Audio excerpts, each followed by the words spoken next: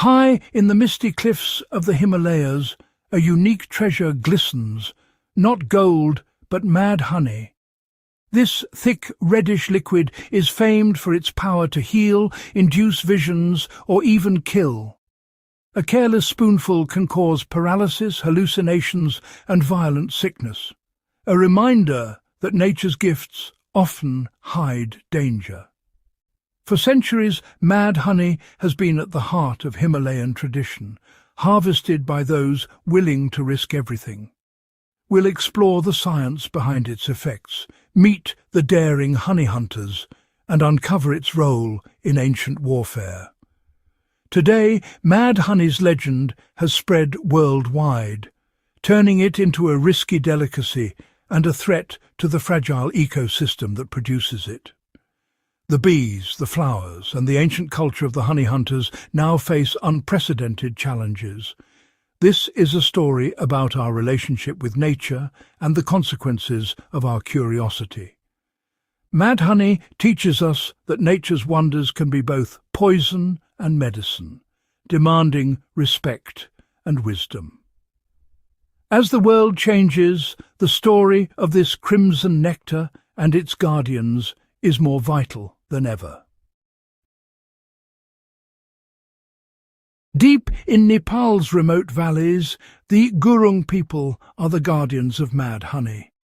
For them, honey hunting is a sacred tradition, passed down through generations. Rituals and prayers precede every hunt, seeking protection from the mountain spirits. The lead hunter, or Kuishe, often enters a trance to choose the right day for harvest. Skills are taught through years of apprenticeship, learning to read the bees, the weather, and to craft tools from bamboo. This living library of knowledge is now at risk, as younger Gurung leave for city life. Fewer apprentices remain, and the rituals are fading. The loss of honey hunters threatens not just a tradition, but a unique bond between humans and the wild. Without them, the wisdom of sustainable harvest and spiritual respect for nature may vanish. The future of mad honey depends on these keepers and their ancient ways. The honey hunt is a breathtaking feat, men scaling sheer cliffs on swaying rope ladders. Below, smoke rises to gently drive bees from their massive combs, giving hunters a brief chance to work. Suspended in mid-air, the hunter uses bamboo poles to cut and catch the honeycomb, surrounded by swarms of giant Himalayan bees. One mistake could mean a fatal fall or a barrage of stings. The hunter's calm focus and precise teamwork with those below are crucial. Only honey-filled comb is taken, leaving the brood so the colony survives, a testament to sustainable practice. Once harvested, the honey is divided for ceremony, medicine, and trade. The hunt is a communal celebration, honouring both skill and tradition. As the hunter returns, he is welcomed as a hero, having braved the cliffs for his people. This ritual sustains the community and honours the pact with the mountains. The dance of the honey hunters is a living link to the wild. Mad honey's power comes from the rhododendron forests of the Himalayas. These flowers produce Grayanotoxins, a natural defence most creatures avoid. Only the Himalayan giant honeybee can collect this toxic nectar and turn it into honey. Their massive cliffside combs are protected from predators and all but the bravest humans. For people, consuming mad honey can bring euphoria and hallucinations in small doses. But a little too much leads to dizziness, vomiting, dangerously low heart rates, and even paralysis. The line between a mystical journey and a medical emergency is razor-thin. Each batch's potency varies, making the experience unpredictable. The bees are immune, but for humans, mad honey is both a marvel and a menace. Its allure lies in this delicate balance of risk and reward. Mad honey's effects have shaped history as much as legend. Ancient armies used it as a weapon, exploiting its toxicity to incapacitate enemies. In 401 BC, Xenophon described Greek soldiers rendered helpless after eating wild honey in Turkey. The army was immobilized, vulnerable to attack, and survived only by luck. Later, in 67 BC, King Mithridates used mad honey to defeat Roman soldiers who fell victim to a cunning trap. The Romans, poisoned and defenseless, were easily overrun. Mad honey became a tool of biological warfare, nature's silent weapon. Its power lay not in swords, but in the unsuspecting sweetness of the hive. These stories cemented mad honey's reputation as both a marvel and a menace. Even today, its legacy as a weapon lingers in the shadows of history. Today, mad honey is a global sensation, marketed as Himalayan red honey or psychedelic honey. Tourists and thrill-seekers flock to Nepal, while online sales boom with little regulation. Most buyers have no idea how potent or dangerous their honey might be.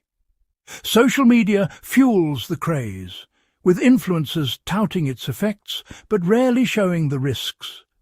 Poisonings are on the rise as people chase a natural high without understanding the dangers. This demand disrupts gurung communities, turning a sacred tradition into a commodity. Overharvesting threatens both the bees and the culture that protects them. The rush for profit pits neighbour against neighbour, eroding communal bonds. The spiritual meaning of the honey is lost, replaced by a price tag. The modern obsession with mad honey endangers both people and tradition. The gurung honey hunters now face threats from both modernity and climate change. As young people leave, fewer remain to carry on the demanding tradition. Rising temperatures disrupt the timing of rhododendron blooms and bee foraging, threatening honey production. Erratic weather and habitat loss make harvesting more dangerous and unpredictable. Bee populations are declining, mirroring global trends. As rituals fade, so does the respectful, sustainable approach to harvesting. Economic pressures drive some to overharvest, destroying colonies for short-term gain. If these trends continue, both the bees and the tradition may disappear. The loss would erase centuries of knowledge and a rare example of harmony with nature. Preserving the honey, the bees and the culture is a race against time. Mad honey is both medicine and poison.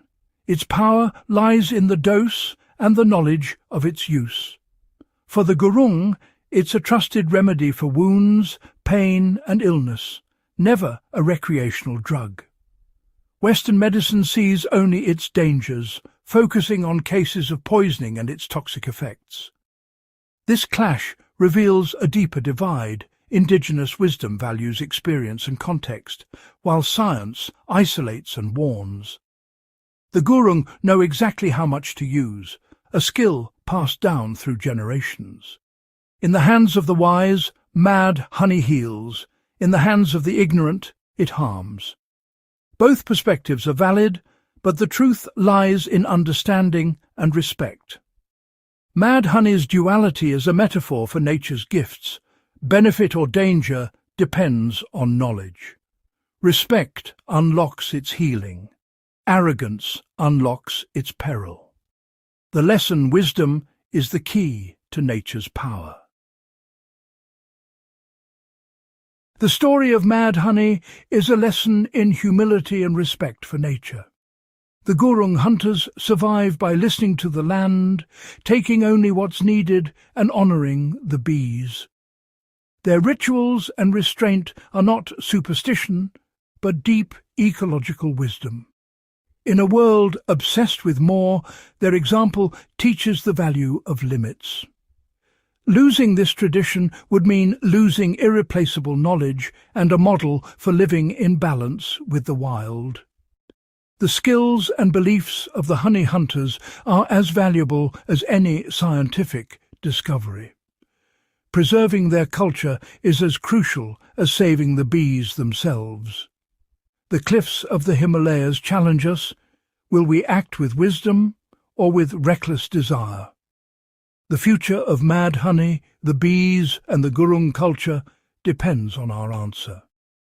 This intoxicating nectar reminds us that true survival lies in understanding our place within nature's design. Only through respect can we hope to endure.